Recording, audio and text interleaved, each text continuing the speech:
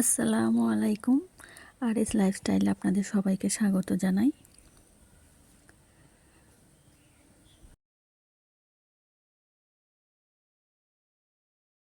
তো আজকে আমি দেখাবো বেল মাখা। তো কিভাবে আমি বেলটা মাখাই তো সেটাই আপনাদের সঙ্গে শেয়ার করব। একটা লোভনীয় জিনিস,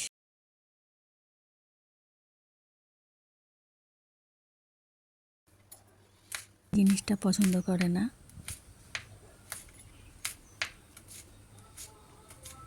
তো প্রথমে আমি ধনেপাতাটা কুচিয়ে নিলাম, তারপরে আমি একটা কাঁচা লঙ্কা দিয়েছি। বেলগুলো একটা বড় আর একটা ছোট ছিল, তো বেলগুলো পাকা বেল। তো দেখুন বেলটা কত সুন্দর ফাটিয়েছি, আর কত সুন্দরভাবে বেলের যে শাঁসটা বেরিয়ে এসছে।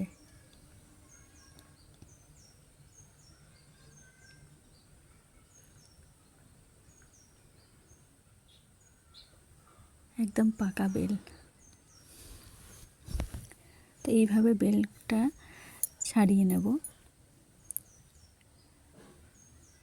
আর এই খোলা থেকে যে শাঁসগুলো থাকে সেইগুলো একটু চামচ দিয়ে চেঁচে নিচ্ছি।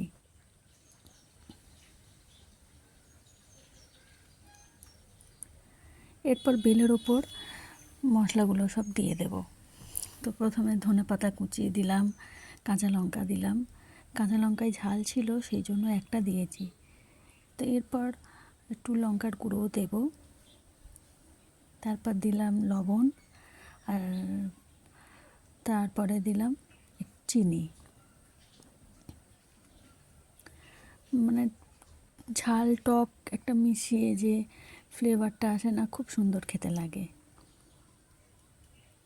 তো আমি সামান্য একটু সরষের তেলও দিয়ে দিলাম, দিয়ে ভালো করে আমি বেলটাকে মাখিয়ে নেব।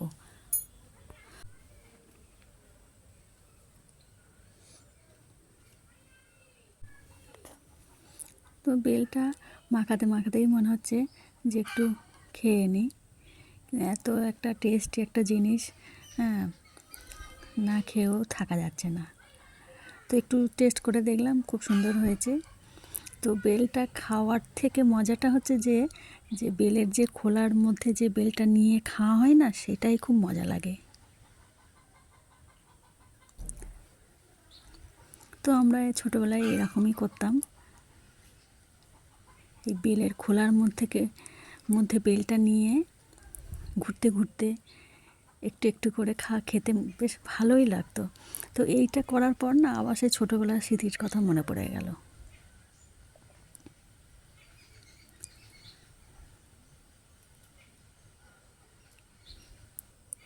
তো আমি এখানে 4টে বেলের খোলার মধ্যে বেল মাখা নিয়ে নিয়েছি। তো দেখুন কেমন সুন্দর লাগছে।